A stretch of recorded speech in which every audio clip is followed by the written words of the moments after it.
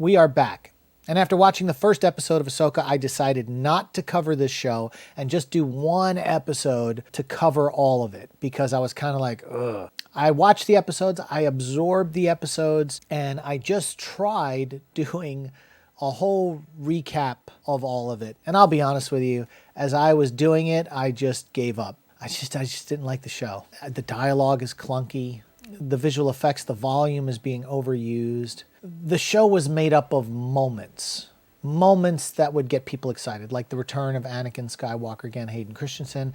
There's no doubt that all that sequence was just great. The problem is the lesson that Ahsoka learned throughout that is the same lesson Luke Skywalker learned in Return of the Jedi. I'm not going to kill the father. I'm not going to kill my master. I'm going to take the high road, and I'm going to live.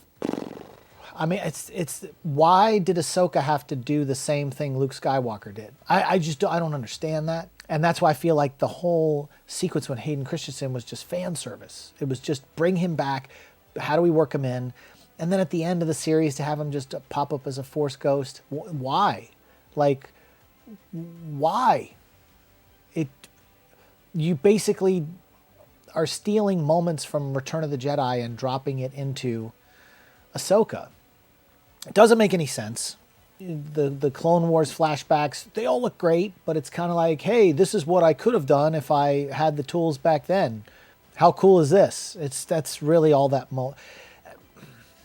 The fact that they built a model of the starship, the ship that Ahsoka flies in, they scratch built it and photographed it that way, like they did with the Mandalorian with the Razor Crest. Great, awesome. It looks better than CGI.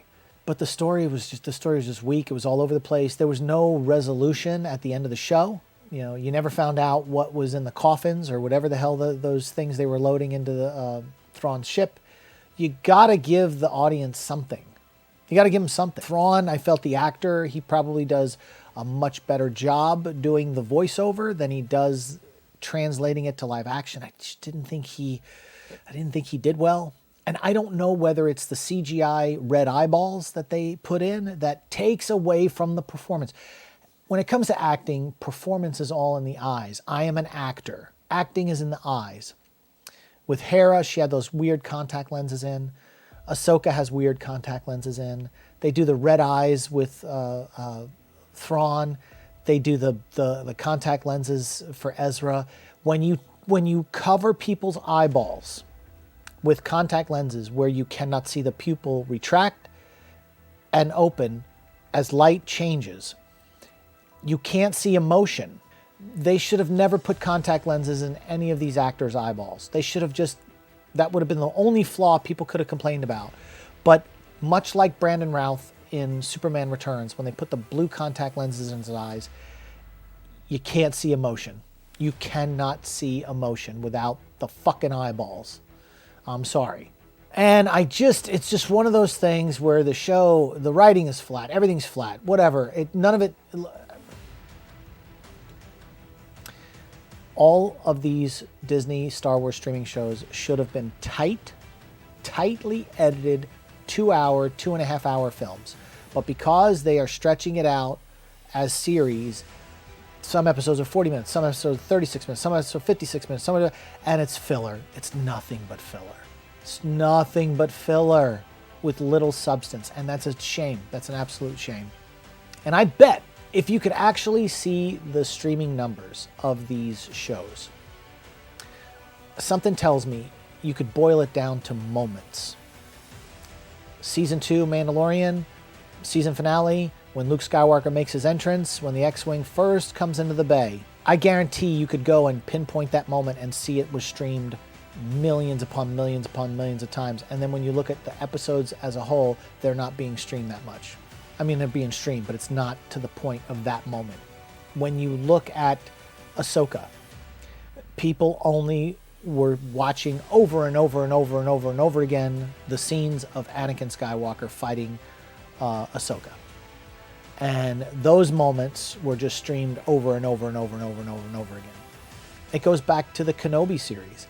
People are only rewatching the Darth Vader fight scenes with Obi-Wan Kenobi because that's all they cared about. They didn't care about any of this other stuff. Every series has its flaw, and every series is just made up of moments that people watch over and over and over again. And the crazy part is, people have already clipped these moments and put them on YouTube, and those moments are being watched millions and millions of times. That shows you exactly what people are watching. They're watching the moments. They're not watching the show over and over and over again. Rewatchability is what makes Star Wars. Seeing it in the theater 5, 6, 7, 8, 9, 10 times like people did back in the day, which they're not doing anymore, that ensures box office.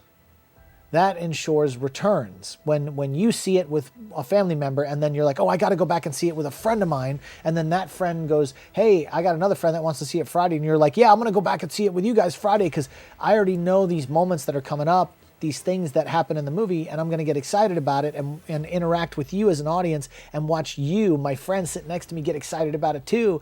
And I know these scenes are coming up, and that's what made Star Wars, is rewatchability. None of this shit is rewatchable. It's like Ewok's Battle for Endor. It's not rewatchable. That's the problem. And Lucasfilm has to figure that out.